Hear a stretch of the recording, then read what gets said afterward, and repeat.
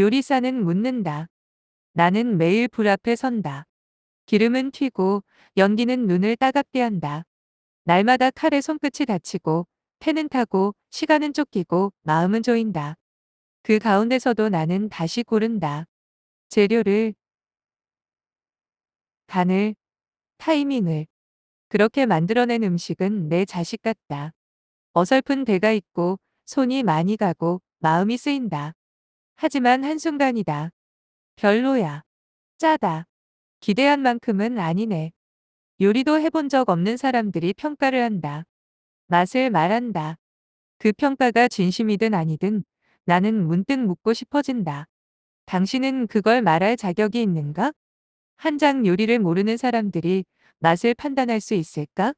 맛은 단순히 혀에 닿는 감각이 아니다.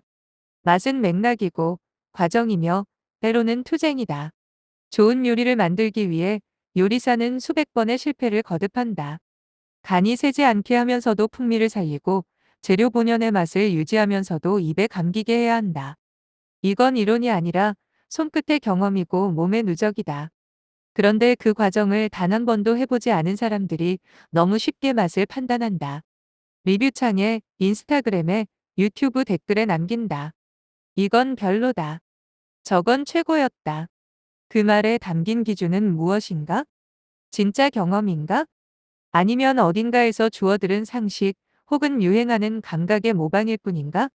맛을 판단하는 행위는 그 자체로 권력이다. 그런데 요즘 그 권력이 너무 가볍게 휘둘린다. 두 장 마이너스 맛평가는 입이 아니라 책임이다. 요리는 수많은 결정의 연속이다. 오늘 쓸 간장은 어제와 다를 수 있고 파는 자고 나면 숨이 죽는다. 소금은 계량해도 매번 조금씩 다르게 느껴진다. 이런 사소한 변화 앞에서 요리사는 선택한다. 그리고 그 선택은 책임이 된다. 누군가 먹을 음식이기 때문이다. 반면 맛평가자는 책임이 없다. 아무렇게나 말해도 된다. 맛없다고 해도 그 말에 대해 설명할 필요는 없다. 왜?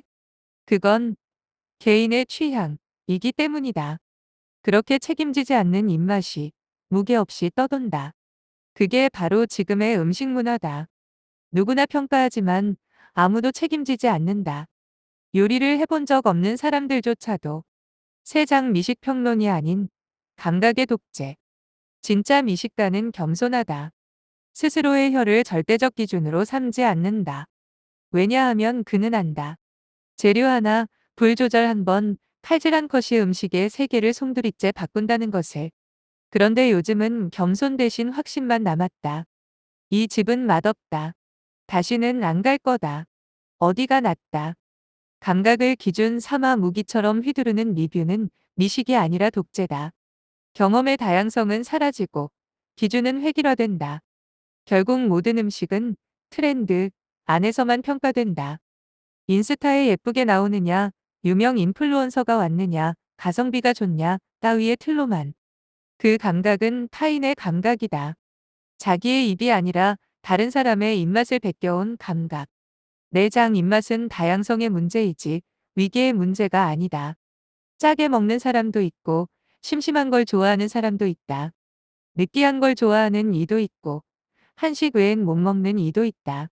그건 취향이다. 어떤 것도 잘못이 아니다. 문제는 그 취향이 옳고 그름으로 뒤바뀔 때 생긴다. 어떤 사람은 남들보다 민감하고 어떤 사람은 무딜 수 있다. 그 차이를 이해하지 않고 내가 맞다고 말하면 그건 혓바닥 위에 위계질서가 된다. 맛을 위계화하지 말자. 누구는 진짜 미식가고 누구는 입맛이 저급하다는 식의 분류는 음식의 세계를 좁힌다.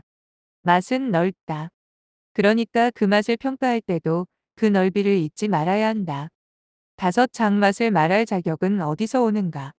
나는 요리를 한다. 그래서 안다. 음식은 지식이 아니라 노동이고 공감이고 정성이라는 것을. 그래서 요리를 함부로 말하는 이들을 보면 속이 뒤집힌다. 음식은 아무렇게나 말할 수 있는 게 아니다. 물론 나는 안다. 모든 사람이 요리사가 될 필요는 없다. 그러나 최소한 요리해 본 적 없는 사람이라면 입을 열기 전에 되새겨야 한다. 그 말 한마디가 누군가의 수고를, 의도를, 하루의 무게를 무너뜨릴 수도 있기 때문이다. 그러니 말하자. 단언하지 말고 조심스럽게 별로라고 말하기 전에 왜? 를 먼저 떠올려 보자. 그리고 무엇보다 기억하자. 맛을 말하는 것은 책임을 나누는 일이다. 요리를 해보지 않았더라도 맛을 판단할 수 있다. 그러나 그 판단은 겸손 위에서만 유효하다. 타인의 노동에 대한 예의, 음식이라는 세계에 대한 존중이 없다면 그건 그저 소비자의 갑질일 뿐이다. 나는 그래서 지금도 불 앞에 선다. 그리고 그 불 앞에서 얻은 감각은 감히 함부로 말하지 않는다. 왜냐하면 나는 안다. 맛은 결국 삶의 태도라는 것을. 시어머니. 요리의 평가는 종종 요리의 맛이 아니라 요리사의 존재를 시험하는 도구가 된다. 그건 꼭 오랜 세월 입맛 하나로 권위를 누려온 시어머니의 잔소리 같다. 이건 싱겁다. 이건 너무 기름져. 그때 그 집 음식은 훨씬 나았어. 그 말에 담긴 건 진짜 미각적 비평이 아니라 오이의 욕망이다. 음식의 좋고 나쁨을 말하면서 사실은 요리한 사람의 자리를 조정하려는 시선. 요즘의 리뷰 문화도 그렇다. 자신은 요리를 하지 않지만 단지 고객이라는 이유로 절대적인 평가자의 자리를 점한다. 음식은 정성이 아니라 서비스로 전락하고 맛은 감상이 아니라 통제 수단이 된다. 그러니까 말이다. 그 말 한마디. 이건 짜네. 이건 별로야.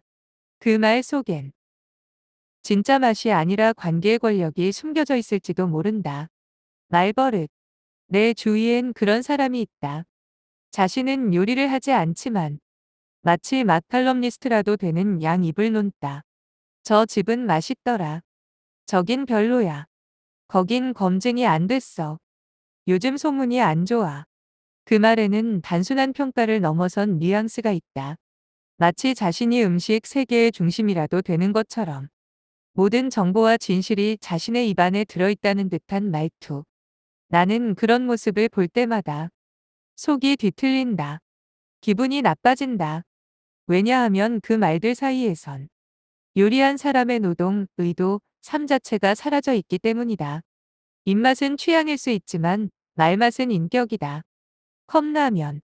타인의 요리의 비평을 많이 하는 사람일수록 의외로 인스턴트 음식에 익숙한 경우가 많다. 예를 들어 집 앞에 일본 라면집이 있다. 장시간 뼈를 고아 육수를 내고 그 위에 직접 삶은 면을 말아낸다. 그 옆엔 편의점이 있다. 뜨거운 물만 부으면 3분 만에 완성되는 컵라면이 있다. 누가 더 맛있다고 할까? 아이러니하게도 비평가를 자처하는 사람일수록 컵라면을 더 완성된 맛이라고 말할 가능성이 높다. 왜냐고? 그건 입맛의 기준이 입맛의 깊이가 아니라 자극의 크기이기 때문이다. 정성을 알아보지 못하는 입은 평가의 자격이 없다. 당신은 어떤 선택을 하는가? 우리 동네엔 두 개의 식당이 있다. 하나는 할머니가 혼자 운영하는 된장국 전문점이다.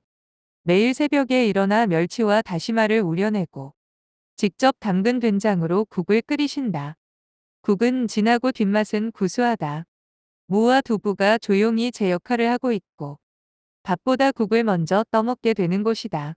그 옆에는 된장국 프랜차이즈 체인점이 있다. 조미료 육수는 일정하고 된장은 공장에서 나온다. 반찬은 똑같고 서빙도 빠르다. 맛은 깔끔하고 자극적이다. 요즘 젊은 입맛엔 이게 더 맞다는 말이 따라붙는다. 그리고 또 있다. 정육점을 겸한 실비식당. 주인장이 직접 고른 삼겹살을 굽고 소금장 하나로 끝을 낸다. 고기 한 점이면 밥 한 공기가 사라진다. 그 맞은편엔 떡갈비 전문점이 있다. 양념이 복잡하게 배어 있고 고기는 잘 다져져 나오며 아이들이 좋아할 맛이다. SNS 사진도 잘 찍힌다. 이제 문제는 사람들은 어디를 더 맛있다고 말하는가? 컵라면을 기준으로 입맛이 고정된 사람은 간이 부족하다. 임팩트가 없다며 할머니 식당과 실비 식당을 지나친다. 하지만 나는 그 된장국 한 숟갈 속에서 사람이 산다는 게 어떤 건지를 느낀다. 요약. 입맛이 정보로 굳어진 사람은 정성의 향을 느끼지 못한다. 그들은 데이터로 먹고 입소문으로 씹으며 순위를 곱씹는다. 사람들은 말하지. 그 집은 줄이 길더라. 평점이 떨어져서. 인스타엔 사진이 없어. 하지만 불 위에서 국물에 밴 손등의 주름, 손가락 끝에 흠집, 한 숟가락씩 닦아낸 무와 호박의 숨결은 그 어떤 데이터에도 없다. 요리는 단순히 먹는 것이 아니라 사람이 만든 것이다. 그걸 잊은 순간 우리는 혀는 남고 마음은 사라진다. 제하의 오늘 생각이었습니다.